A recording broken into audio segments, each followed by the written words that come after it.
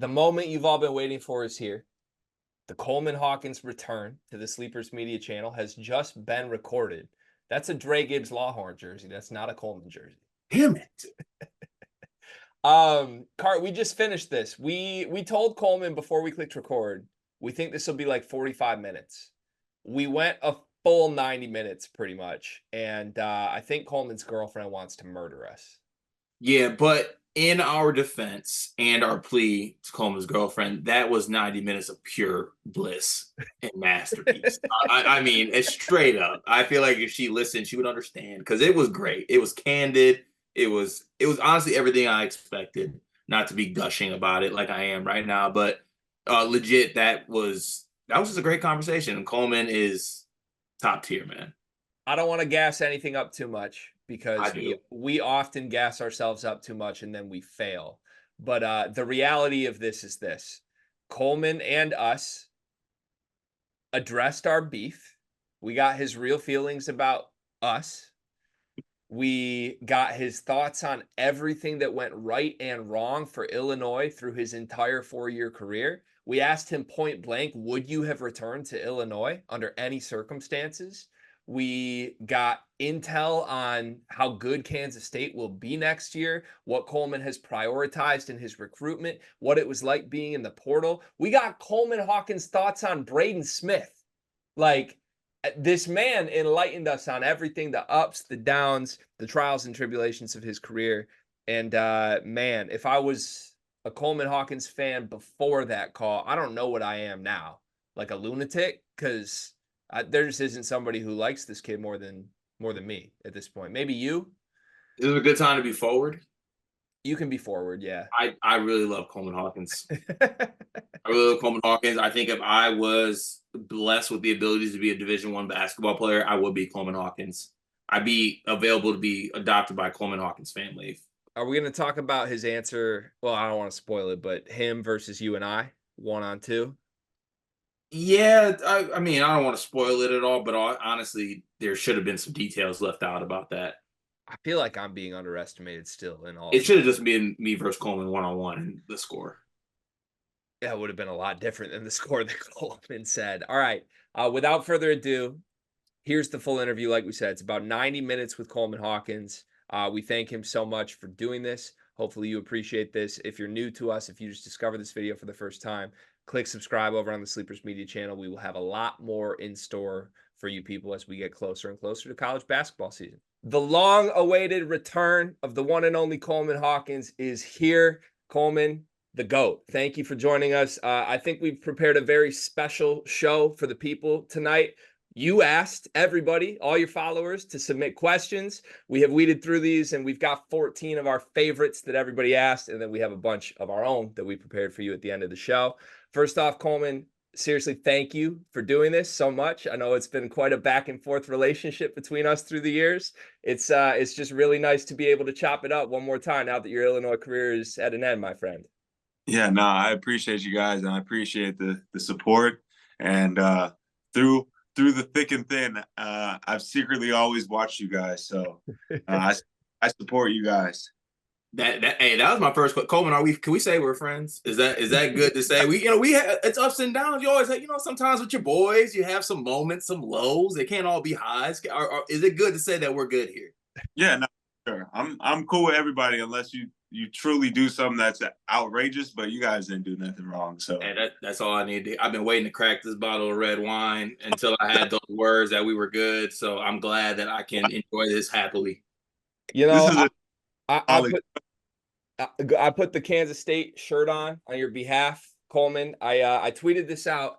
I don't think there's a better prepared person on earth to be a Kansas State basketball fan than me. I have a Coleman Hawkins jersey, a Doug McDaniel jersey, a Kansas State t-shirt, and a full bottle of red wine. Coleman, if you don't mind, I would like to toast to you, my friend, because in the middle of January this season, I got on my own platform and said that Coleman Hawkins is not a champion. You immediately shut me up. You won the Big Ten tournament. You led Illinois to the best postseason run in 20 years. And I have to cheers to you, my friend. I was impressed every single step of the way. Congratulations, 3-time champion. I appreciate you. I don't drink, but you guys go ahead and do the honors. Gosh, he's 3-time champion. Don't forget it, G. All right. Yes. So I have sorted these questions. Like I said, we got 14 questions that we chose. We got like, I think over 100 full questions, but with all due respect, we only have so much time with Coleman tonight. So we chose our 14 favorite. I have sorted these in order from, I think, easy to answer to getting progressively harder. And then we'll save Carter and I's 9 questions of our own for the end of the show. Hopefully, once we get cooking, we start feeling pretty good. So jump right into it. Here we go. Donald_Mac24 says, who was your favorite player to play with? And you cannot say Luke Goody. Favorite player to play with? I'll do this year, and from my college experience, I'll do this year Terrence. I really like playing with Terrence. Me and him understand each other a lot. We were roommates on the road every road trip this year and last year. And he's easy to talk to, so I say Terrence this year. And then all time, I think I might go with Trent. I feel like Trent was always like he was always like humble. He was a great player to play with. He came in and practiced hard every day. He was a good leader, and then off the court, he was just like a funny, cool dude. So those are probably my 2 guys that I enjoyed playing with a lot. Don't get me wrong, I love playing with everybody, but those 2 probably stick out the most. Yeah, that makes sense. I've heard a lot of stories about Trent being an all-time vibes guy off the court. Some refer to him as a Champaign Green Street legend. Can you confirm those rumors? They used to call it the Baja. They used to hit up the Baja, and Red Lion was the spot. So yeah, Trent was in there, and yeah, he's good at being able to stay out and then come to practice the next day like nothing happened. So Legend. Okay, this one's from essentially everyone. I think I saw 10 plus people ask this question. You have many great memories of basketball at Illinois, but what is your favorite memory outside of the games and the basketball team themselves from your time at Illinois? Oh man, I think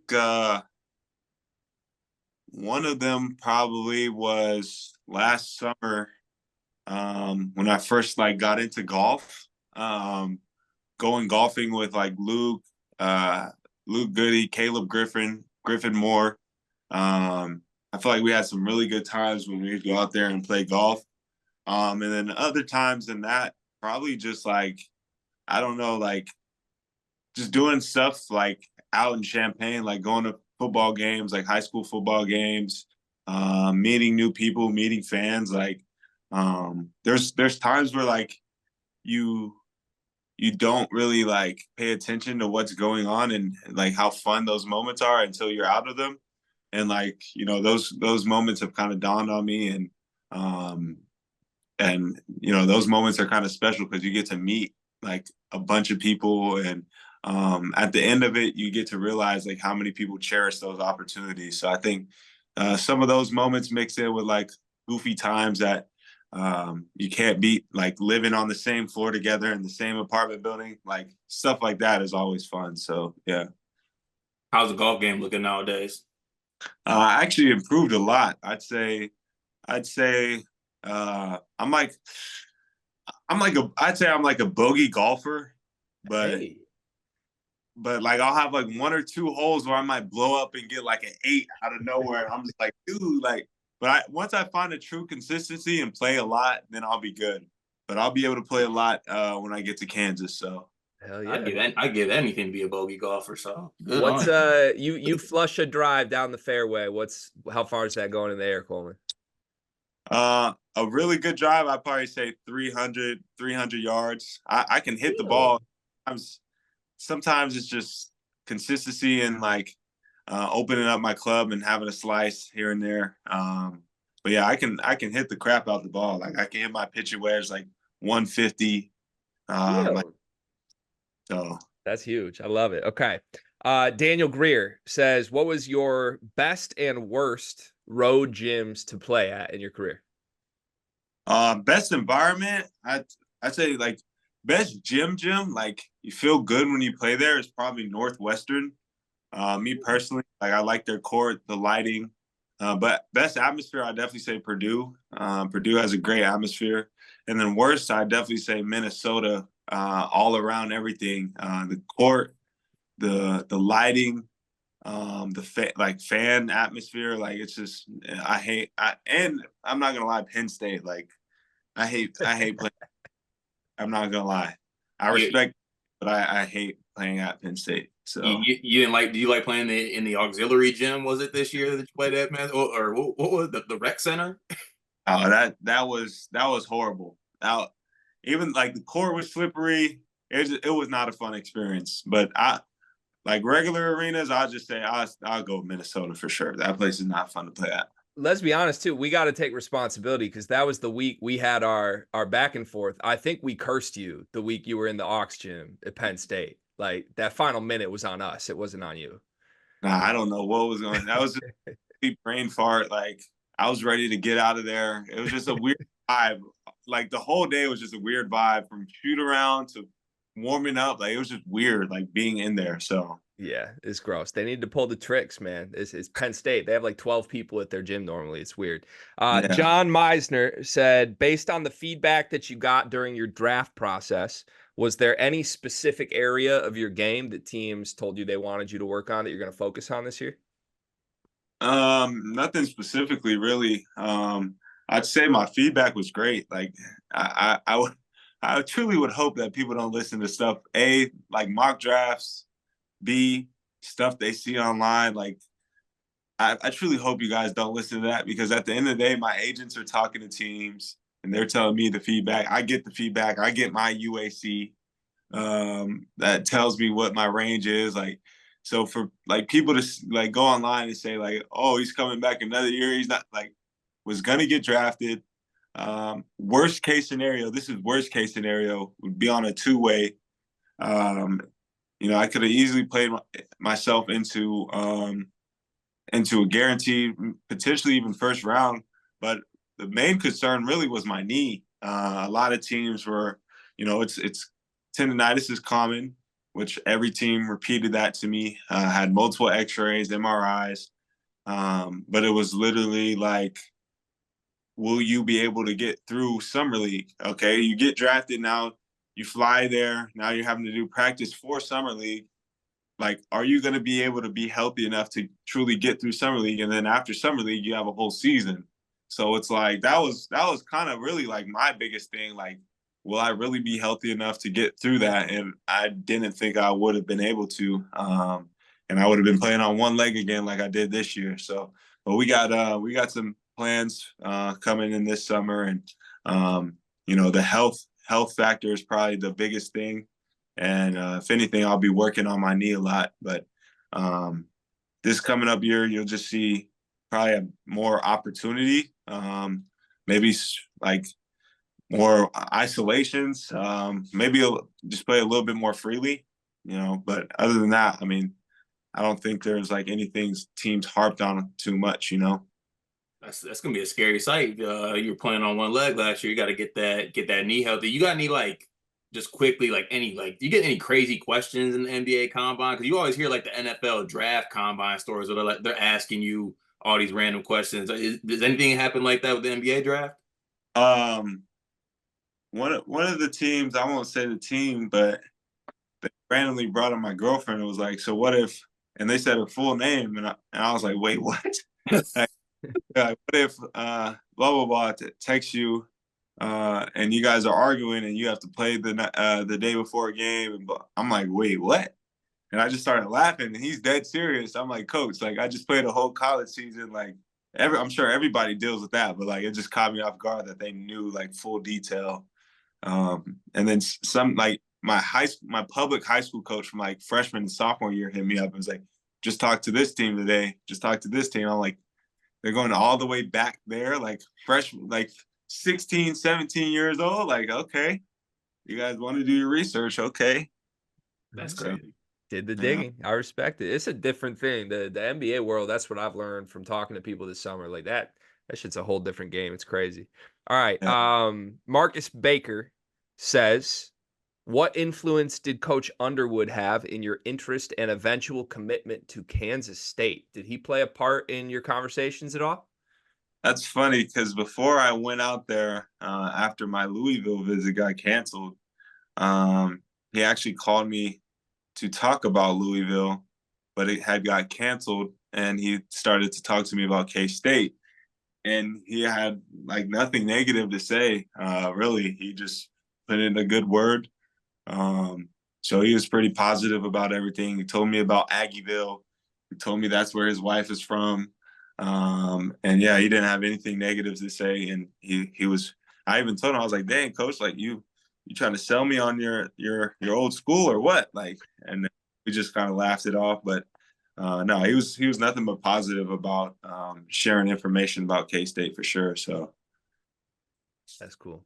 Brad's Good a to real see. one, I feel like. You can see Brad's a real one. Yeah. I feel like there's a couple coaches out there that maybe wouldn't extend that same type of that gratitude. A lot of coaches were hating. A lot of coaches. I didn't realize that a lot of coaches they talk about other teams like that. I was like, dang, telling me teams got a lot of forwards. Okay, what's that supposed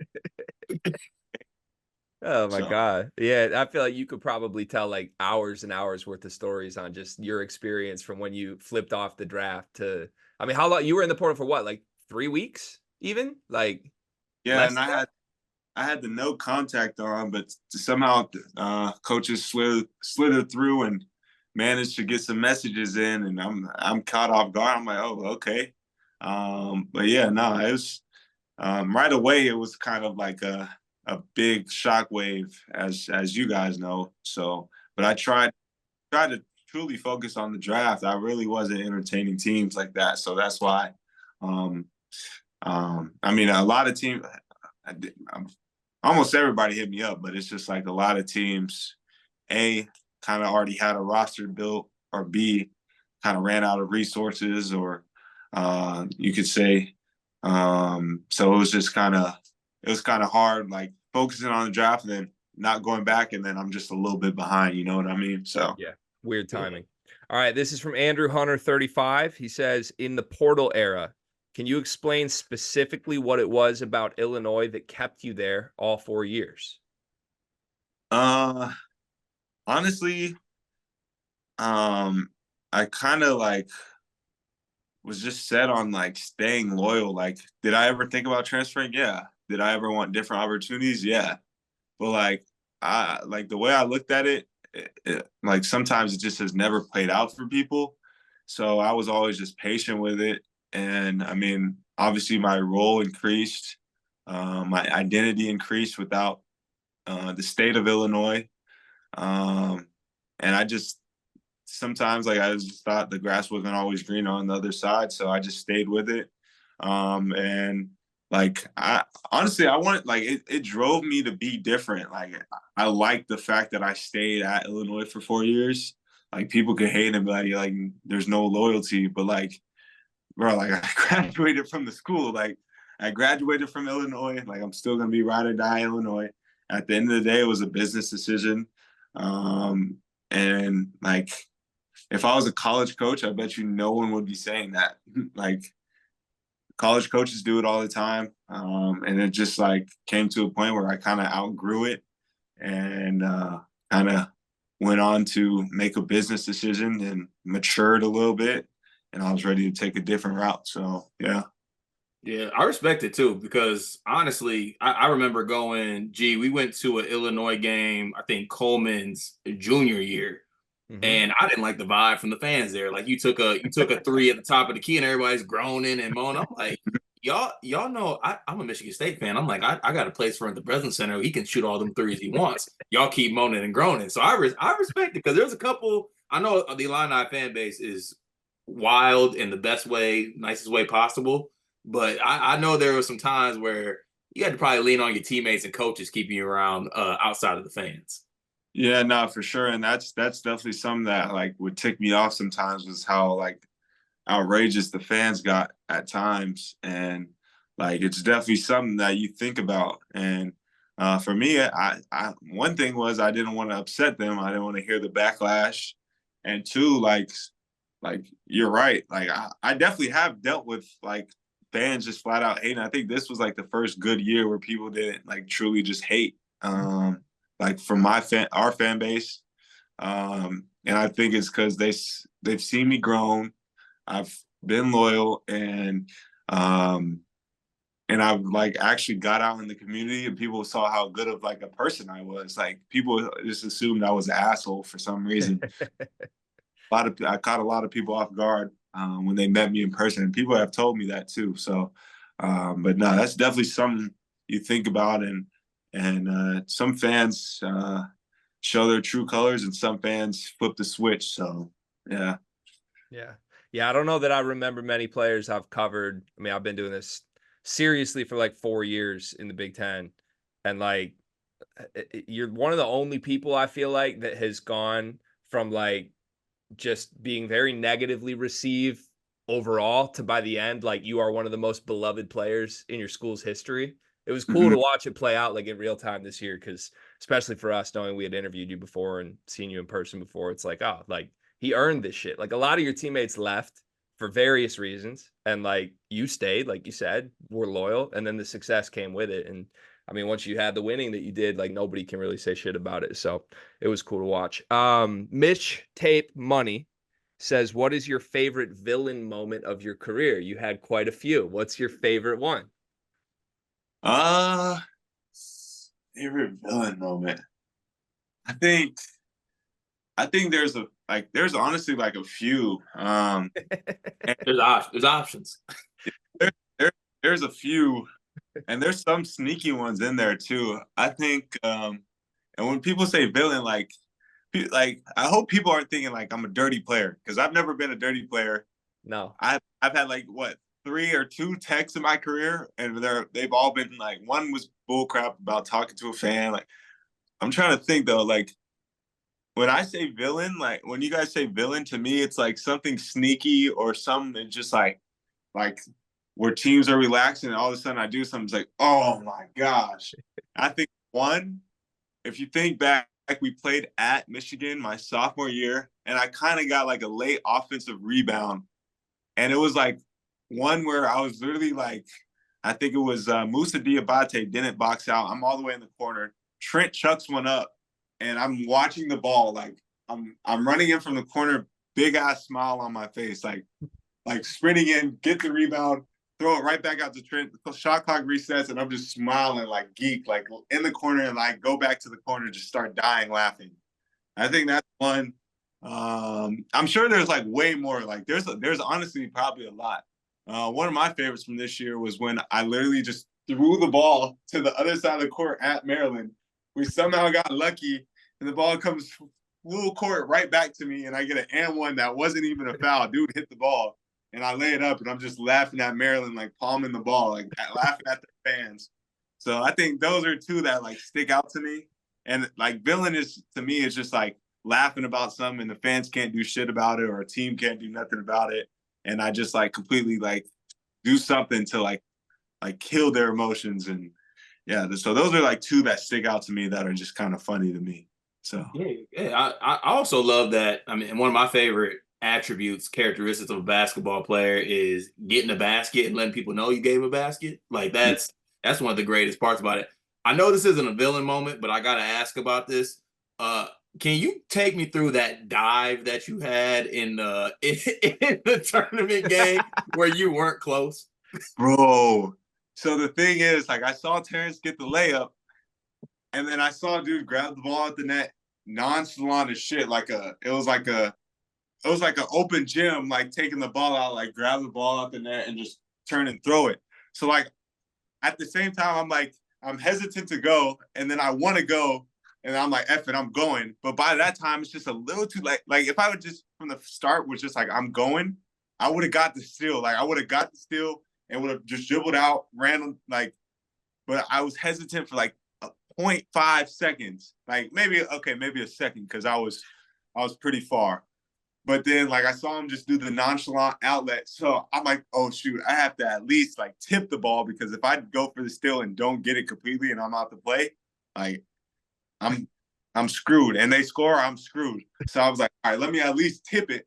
So I go tip it, and I'm like, bro, I was like praying. I was like, bro, please don't score, please don't score. But they watched it back, and I was like, oh my gosh, that shit.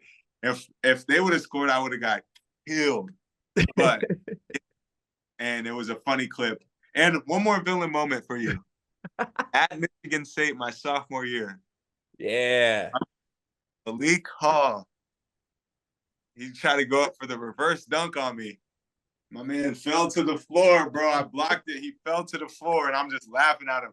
And then he had one. He fell to the floor, and I was like laughing at him. Ran down the court, but I missed the three. And then he had one. Even though he stepped on Omar's foot, I had to like step back. But he hit the floor. My man fell and hit the floor at his ankle. But the one where I got the reverse, he tried to reverse dunk and I blocked and I laughed at him. I like that one, and I got it on picture too. So hey, some people say Malik Hall was never the same after that cross. I mean, I'm sick. I thought we were gonna get out of here without a Michigan State moment. I was truly feeling good about that. He played well against us though at their place, but the refs cheated though. So yeah, I'll keep refs cheated. It was like no matter what he says about your team, I mean, this man owned me for 4 years, Carter. Like, I never had hope that Michigan had a chance. Seriously, what made it so easy for y'all against Michigan for real? Like, Jawan's out. Was he just that bad? I think the thing was they try to like replicate us, like the 2-on-2 in the ball screens. They try to keep it 2-on-2. They go home to shooters. Yeah. And like we do, and we know how to attack it. So like when you had good guards like Trent, Io, like, and you got a good big who could roll and seal Kofi. Like, I didn't think there was a time where you guys could beat us.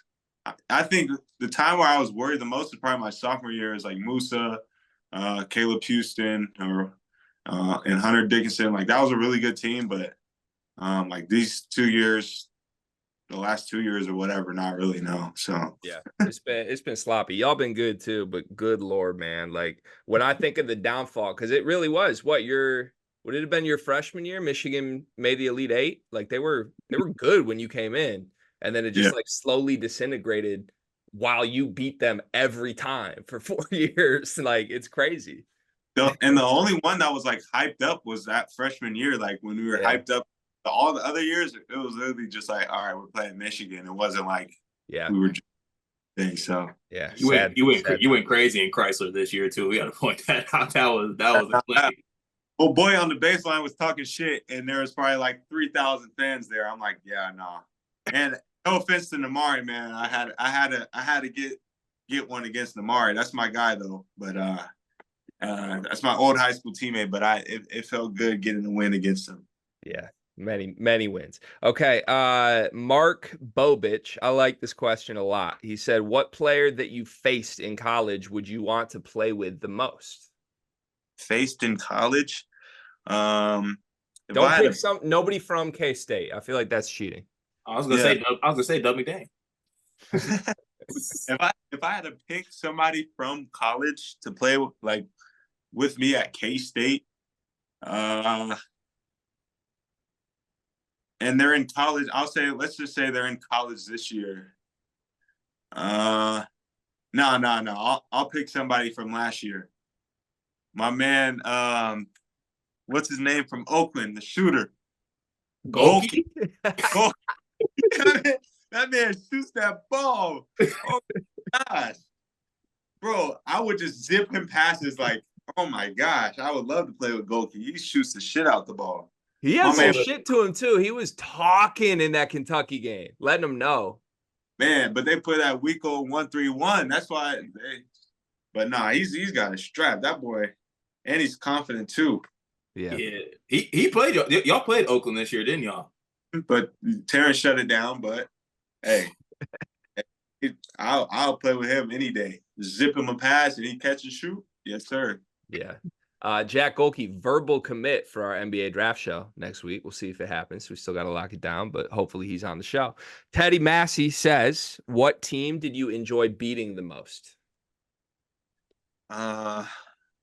This year, Michigan felt very good only because Damari was my old teammate. I'm not gonna lie. I'll probably say Iowa State because they were so hyped up. I'd definitely probably say Iowa State because everybody was gassing their defense. And honestly, I felt like we made things way more complicated than what it needed to be.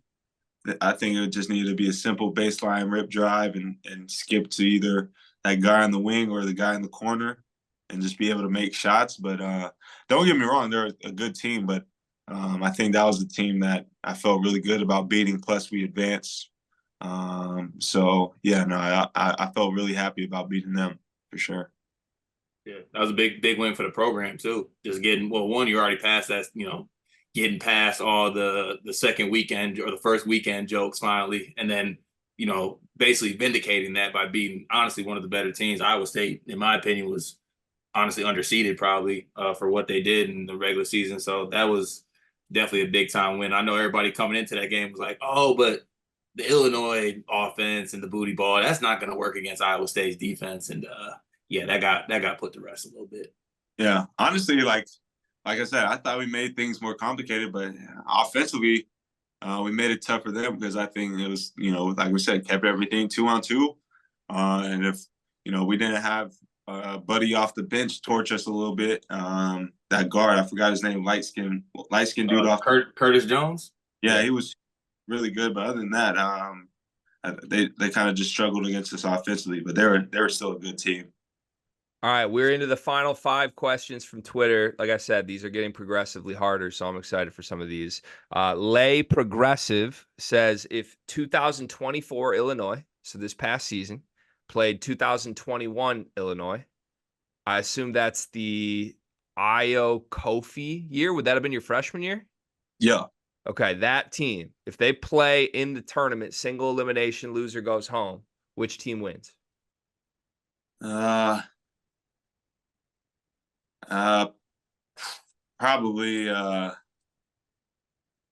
2021 team. You got great size and length in Io. You got a great defender in Trent who's worn over ball screens. You got DeMonte who's solid all around. He was knocked down from 3 that year.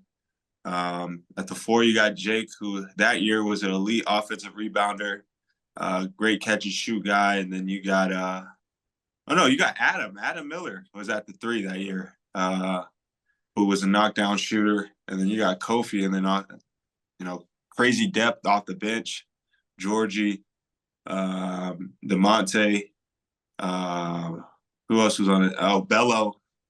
Mm-hmm. I'll definitely go with that 2021 team for sure. That 2021 team was crazy.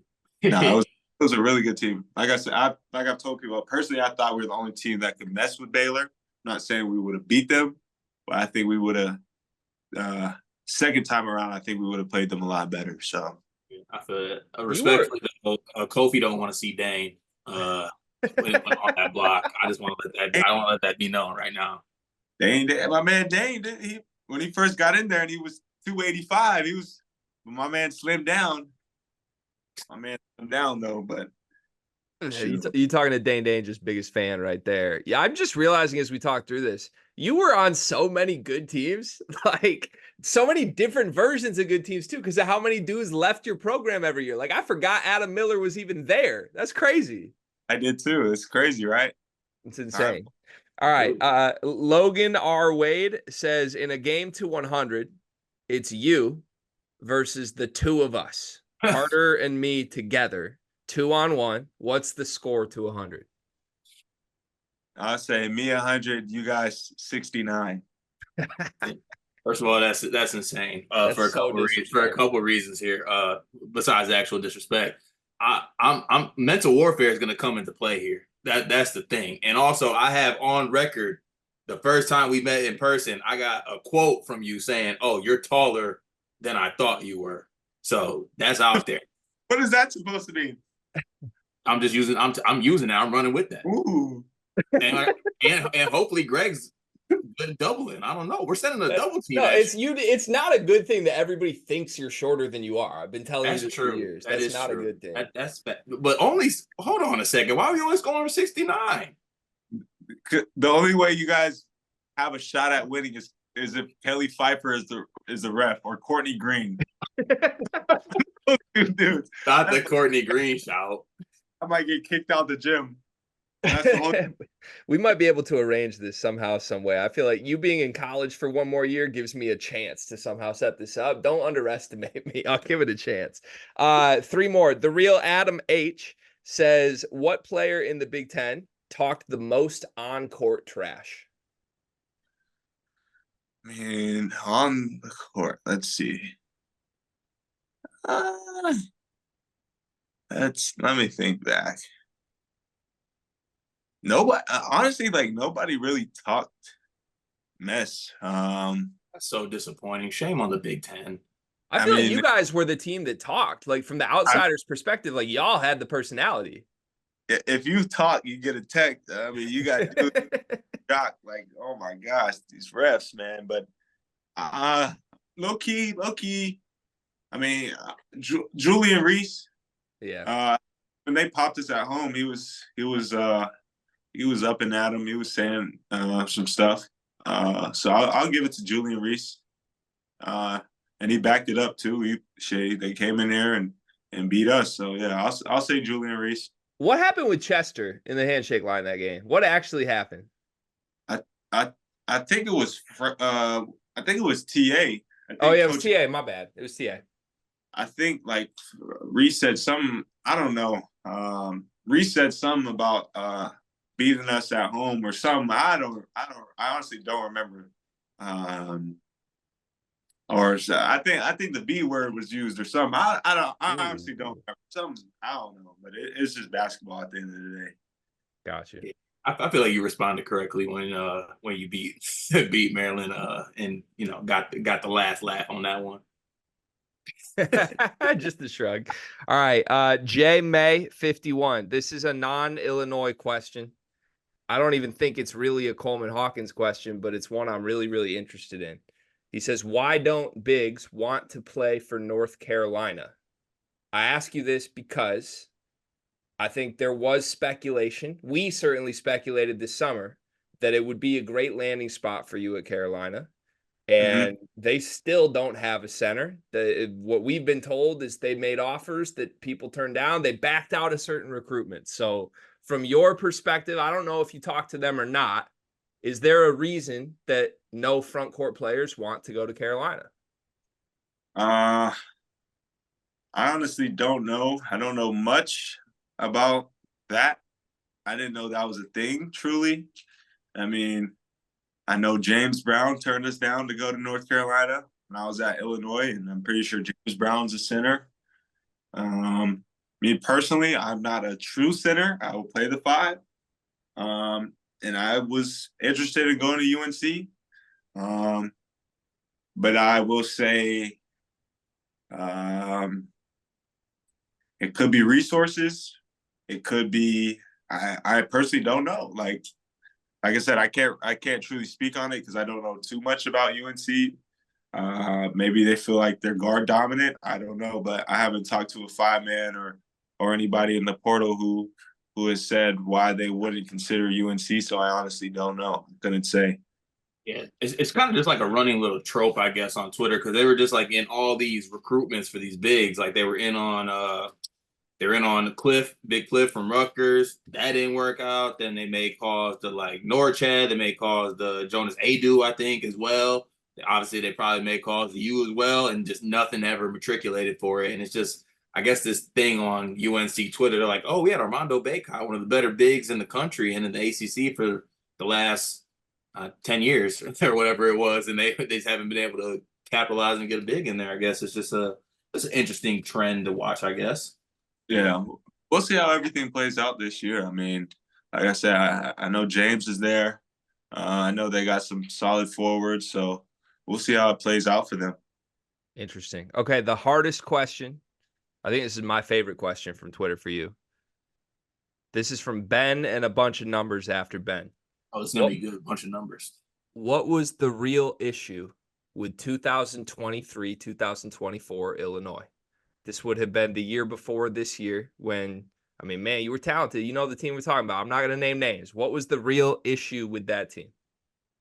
I don't think there was an issue. I think the structure of our roster wasn't like fit to compete. Like I don't really know. Like we had a lot of young people, a brand new team, and like offensively we had no structure.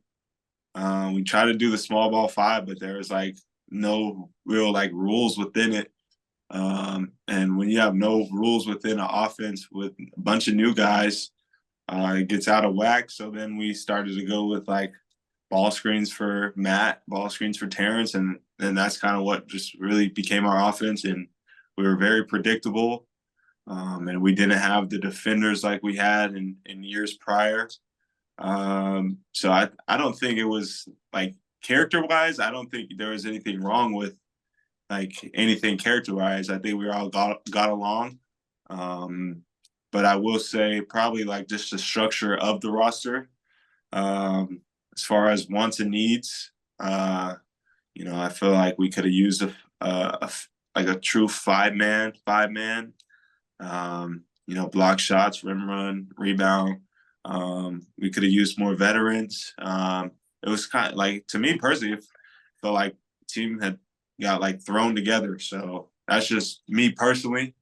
You know, I'm not bashing anybody because I still think we had a solid year. And we could have had an even better year. But yeah, I think that's kind of where my thinking is. So caffeine was not the issue. Nah, caffeine wasn't the issue. My man Matt is funny as heck, though. Matt is insane. But don't get me wrong, Matt does not like to practice either. I would like Matt still tried hard, like, but it was, yeah, I mean, nothing, like I said, nothing characterized, not one person, but yeah. So one of my favorite locker rooms of all time, because like we can sit here honestly saying like Scott Clark is one of our favorite athletes ever. Like we still have a good ongoing relationship with him, and it's just one of those things you watch it from afar, and it's like there's so much youth. There's all these really talented players that just like clearly don't fit together. And I think your point about not having a true center is a good one too. Like that affected you this year a little bit too. Like, were you frustrated having to play the five truly for Brad in the last 2 years? I feel like at times I didn't have help. I feel like at times I found myself in like no man's land because there was no centers to be guarded out on the perimeter. So I'd kind of be like all-time support. But my main thing is like people could talk about, oh, this guy is so dominant. No, like if I truly wanted to wall someone up and chest up, but the refs tell you got an arm bar, 1, 2. Coleman Hawkins gets 2 fouls in the first half. What does he have to do? Sit out the whole entire. So I'm not gonna run out the whole first half to fucking bang with some dude who weighs 40 pounds more than me. You know what I'm saying? Like, oh, he's just so dominant. Like that's just the things that kind of frustrated me. Like, if I'm gonna be down here, and obviously, like it's somewhat of a mismatch. Like I would want more help, maybe some heavier digs, maybe a post double here and there. But at times it was literally one-on-one, and my job was to wall up and hope somebody missed and make it a tough 2. And then at times it was frustrating for me too offensively, because the whole point of me playing the 5 was to create an advantage offensively. And when I'm not being guarded by 5s, you know, what's the point of me playing the 5 at the other end, you know? So that was somewhat of my frustration at times. Like, is that a Ty Rodgers thing? Like, not to cut you off, but now I'm so fascinated on the X's and O's of this. Like that essentially happened because Ty was playing with you, and they would just stick their center on Ty, right? I mean, you saw it, but yeah. Nothing against Ty. But the point of me playing the 5 is offensively to get advantages, and I'm not getting an advantage if Boo Booey, if Ty, if AJ Hogard, if all those guys are guarding me in a corner, and I'm standing in a corner, and you know what I'm saying? Like, there's no advantage being, you know, created. So that's where, if anything, like I said, I don't mind playing the 5. I love playing the 5, but when you're not creating advantages because of it, it's kind of useless, So yeah. Got to get the mismatches. Also, let's be real. Like, playing the 5 is one thing. Playing the 5 2 times a year against Zach Edey the last 2 years cannot have been fun. Like, there's no way that was fun. Yeah, I mean, I think every time we always put up a good fight, it was just coming off to a bad start. Like I said, I think the game at home we definitely sold. We didn't change anything up offensively. Like, we would set a high ball screen and they would just switch downhill with Edey guarding Marcus, and then we would run that high ball screen and me pick and pop, but we got real stagnant in the second half. But I mean, we did in the games at their place, we just didn't come out to a good start, and it's hard to come back when you're on the road and you're down 20-5. You claw back, cut it to a 1-possession game, and then they have a 7'4", 300-pound guy they can throw the ball to, get to and 1, and now, so I thought we played them well, but still it's hard, definitely when, you have a 6'10", 225-pound center, so. Yep. All right, so we're going to get to our questions in a second. That was it from Twitter. Thank you to everybody who submitted questions. I swear we're going to move in a second, but I'm so in the weeds of basketball talk with Coleman right now. I got to ask this while we're doing Purdue with you. Much the way that, like, through the years, Carter and I I would say we, like, even if it didn't feel like it to you, there were times that we kind of carried your torch of, like, we can see how valuable this dude is, even when social media doesn't. Yeah. Right now, there's a lot of dialogue around Braden Smith at Purdue. And people think that because Zach Edey has left that team, he's going to massively fall off. He's nothing special. He's just an Edey merchant, for lack of a better term. We have been very loud that we don't see that. We think he may be one of the best if not the best returning Big Ten player. I mean, first team All Big Ten coming back. Ball screen, I think he's going to be dominant when they ask him to score a little more. What is your perception as someone who's played him and knows truly what he's capable of? I think Braden Smith is elite. I think you hit it on the head. I think he's probably one of the best returning players in the country. I don't think he's an Edey merchant. I mean, the guy shot the crap out the ball. He's made big shots with the game on the line. He doesn't get sped up usually. He's great in ball screens. He has great speed, composure, and I think he's a really good player. I don't think you can elevate everybody on his team, really. I don't think it just has to be Zach Edey, but I think he's a really good player for sure. I appreciate that. One of the top 5 returning players in the Big Ten, in my opinion, for sure. Glad people can hear it from you, Coleman. So it's not just us. I mean, good. I mean, there's been some wild comments said about that young man. But if you can hoop, you can hoop, man. You don't just fall off a cliff because one guy gets off your team. Yeah. Mm-hmm. Yeah. No, he's sure. All right, we appreciate that. Okay, let's get to our questions. Like I said, we have 9 questions prepared. Hopefully the progressively harder Twitter questions have prepared us for these, because I think all 9 of these are relatively difficult to answer. We'll see. Hart, do you want to take the first one here? We're in a Google Doc together. You can go first if you want. Yeah, okay, I'll take the first one. So Coleman obviously going to Kansas State, going to be playing in the Big 12. How much did the chance to beat Hunter Dickinson again, and I say again because you've done it many times, factor into your decision to go to Kansas State and choose Kansas State? I thought it was funny when he commented that on my post. I would have, although I'm K-State, I would have considered going there and teaming up with him. That would have been dope. But I mean, they got a guy in KJ Adams who's been there for 3 years, and he's solid at that 4 spot for them. But no, I don't think it was an influence. But now that the opportunity is there, I'm excited to play against him again because I got respect for him and he's a good player. But it will be a fun one, and no, it's going to be a good game. And I'm a little bit more excited now knowing that it's a real opportunity. So yeah. I don't know if the college basketball world would have been able for, or would have been ready for a Hunter Dickinson, Coleman Hawkins front court. I don't think the world's ready for that, to handle that on and off the court, honestly. Would have been pretty fun. Yeah. I would have liked it. Is there something other than just Illinois being better than Michigan as teams? Is there something that has allowed you to sort of own Hunter in your careers?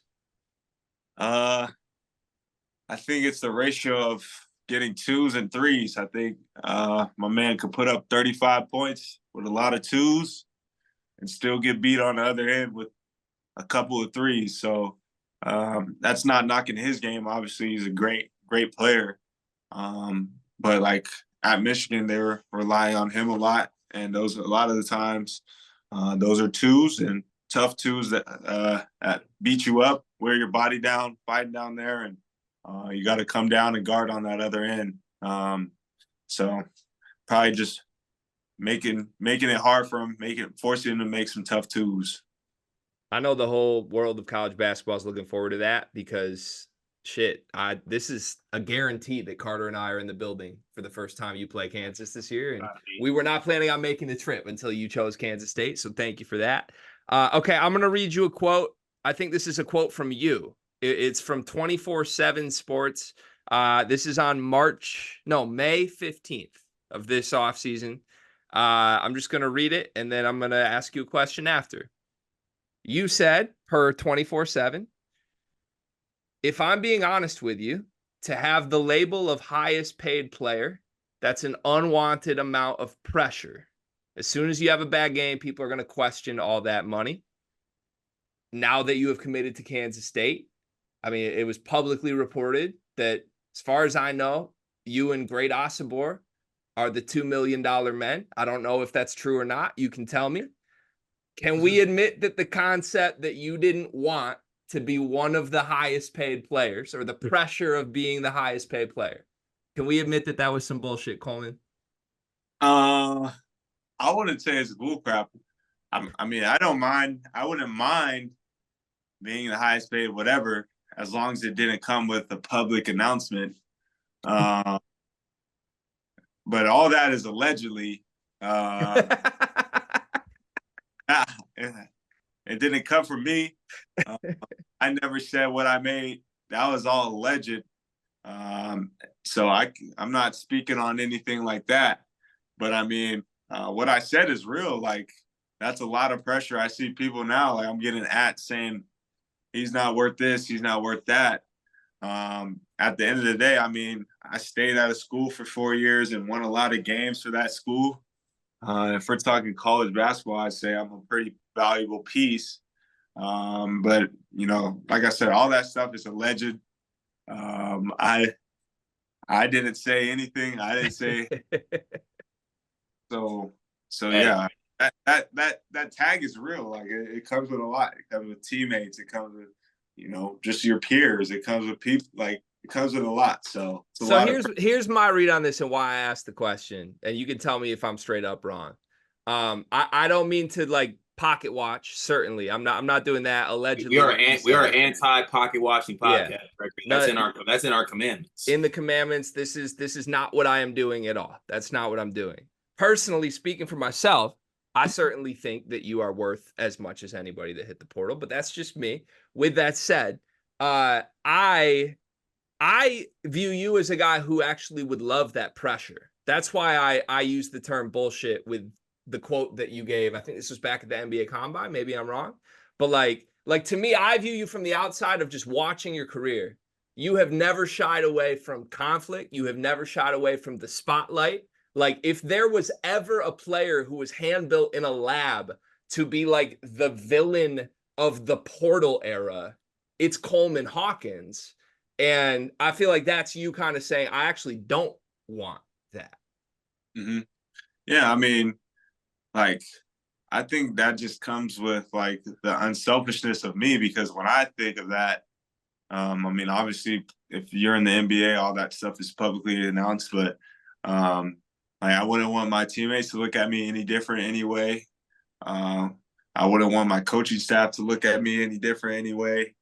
Football teams, volleyball teams, like I said, my peers, and just like I said, the backlash that could come with it if you're not performing at a high rate. But I would say like I wouldn't like buy into it, but I think I'd be lying if I said it's not gonna come, because I feel like it would definitely come with whatever kind of price tag you receive. You know what I'm saying? So Yep. Makes sense. Being in this space, we've seen some numbers flying around from other players, and I'll just say this: I think you're way more than worth whatever that alleged number is. I think honestly it might be a little bit underpaid. So, but we're not. We're no pocket. Say what they want. At the end of the day, I could have been a pro. Like, yeah. So you here tell me he's not worth it. Like, it's college basketball. I'm a valuable piece to college basketball, but at the end of the day, I could have been a pro. Like, so people that say that are just like, you got to make some sense. You know what I'm saying? Like, as a pro, do pros not make a certain amount of money? Like, you know what I'm saying? So that's just the only thing so yeah. No, that makes sense. So you're playing with, I think, one of Greg and I's favorite players, and also just kind of polarized. You're playing with Doug McDaniel this season. Obviously, all this happened last season with, the suspension because of grades, academics. Michigan season didn't go too well, but he was an electric player, made a lot of plays. What's your perception of him, and why do you think things didn't work out for him at Michigan? I I hate to be rude, but I don't think he had a ton of help. I don't think this year he was obviously the guy, but with no help. I think Tarish Reed was really good, but I don't think he realized how good he could have been. I think he could have been a much more powerful force in the Big Ten this year. But I just don't think Doug was surrounded by, one, maybe the right people or people who could keep him on track, and two, valuable pieces to being a successful point guard. I think we have a good roster at K-State, where he can spray the shooters, he can get big men involved. He doesn't have to be a primary ball handler all the time. And I think he has good, solid people around him. Coach Tang is strong in his faith. I'm a guy who's not going to be on your butt, but I'm at least I don't really party. I don't smoke. I don't drink. I'm gonna still be like a good influence off the court. And I'm not gonna, like I said, not gonna be Officer Hawkins, but I'm gonna still look out for you and make sure you have your mind on basketball, and you're not willing to sacrifice or make a mistake. So I think he has a good opportunity in front of him, and I think that's kind of why he got away from Michigan. And I think that's probably why he chose Kansas State, was because he's aware of that opportunity. I want to thank you personally, because I swear to God, I have watched Michigan basketball. I'm 31. I just turned 31. Doug is my favorite Michigan player of all time. And that probably sounds so backwards to Michigan fans who are like, you picked a dude from our worst couple of years. But I'm convinced this kid is complete electric. Like, that's all he is. And when he left Michigan, I was always going to root for him. But when he first chose Kansas State, he was one of the first guys in this class to commit. So I'm looking at that roster. It was empty when Doug got there. And with all due respect to everybody else on your roster, I know you got a great front court. I wasn't all the way in on this team until you show up. So you showed up. You have given me a reason to root for Doug McDaniel again. I appreciate that from you, Coleman. Yes, sir. Yes, sir. It'll be fun. Okay. I told you these are tough. We're staying tough here. When you left Illinois this offseason, I think everybody nationally, and I listened to the interview you did with Field of 68 too. I think I'm going to summarize it fairly. It was a good interview. I think everybody sort of just accepted that both parties, the staff and Brad and you yourself, were ready to move on. It was just time. You were graduating. You did your 4 years at Illinois, and it was time for both sides to move to a new era. Speaking for me, that sounds an awful lot like a breakup being mutual. And when there's a mutual breakup, there's always somebody who says first, I think this is over. And then the other person says, you're right, it is over. Which side was the first to say, I think this is over between you and Illinois basketball?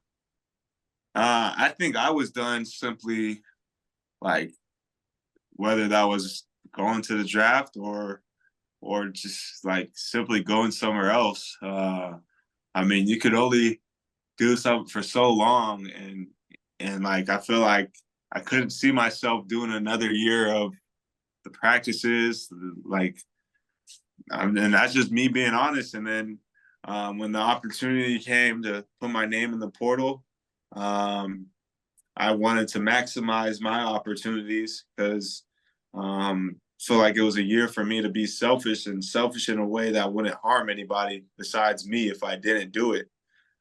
So that's why it kind of became that. And I'll say this, I mean, if I think like everyone understood that it was business at the end of the day, and business can't come with hard feelings. I did a lot for Illinois, and I was ready to put my value into somewhere else, and that's kind of what I'm doing now, and while maximizing my opportunities and resources and things like that.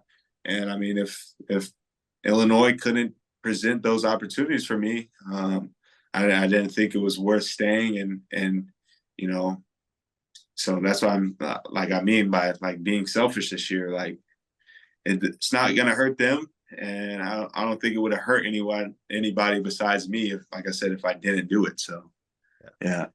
You and Brad obviously have a the relationship's still good. You just mentioned him on the phone with you recently, but like, was there ever a serious world where you would have been open to returning to Illinois this year? No. No. Like it was one of those things where like you didn't waste anybody's time because you have enough respect for Illinois, right? Nah, I mean, like I made the announcement of the transfer portal, like, and I wanted to calm people down. Like it's not like I was just flat out saying screw you, Illinois, like you get in the portal. But other than that, no, like that there was just like no, just being honest, there was no motivation to want to go back. I respect everybody there, and I respect the fan base. And like I said, I graduated from there, and you can only do so much. And it was really just truly a business decision. So appreciate that. That's a tough question to answer. I really genuinely appreciate you answering that honestly. So I do too. I will push back on this though.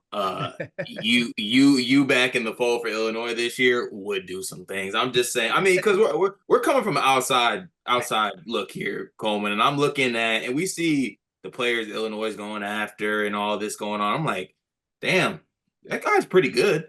Also, like not as good as Coleman Hawkins. So like I'm just throwing it out. It was just interesting to see how that dynamic played out. But obviously, I think you gave some pretty good clarity to that, so we don't got to harp on that anymore. So Terrence Shannon Jr. obviously his year this year was first team All-American worthy. That dude was an absolute bucket. All this, probably one of the greatest Illinois players to don the uniform. Does he deserve to have his jersey retired? Does the number 0 deserve to be up in the rafters in State Farm before or after the 33 goes up there? Oh man, that's hard. I mean, he transferred. I mean, if Terrence was there for all 4 years, for sure, but he did transfer in. My man did beat the case. He's got some wins under his belt. Oh man, I mean, I hate that you do this to me. I think it's hard because he didn't go there for all 4 years, but with the year he had, I think it was a great year. Don't get me wrong. I mean, like I said, like if he was there longer, I'd like, yeah, no question. I think it's just hard because, like the 1 year, it was a really good year. Don't get me wrong. It was an All-American, whatever. To be in the Raptors forever, like I don't know, I don't know. I mean, TJ, I'm sure he truly doesn't like care either. But I think it's just tough just because it's like, I don't know. Well, that's spoken like a dude who was there for 4 years and know how much that shit means, right? I'm being honest. Yeah. If I would have stayed in the draft, I would have loved to see my jersey in the Raptors sometime, somewhere down the line.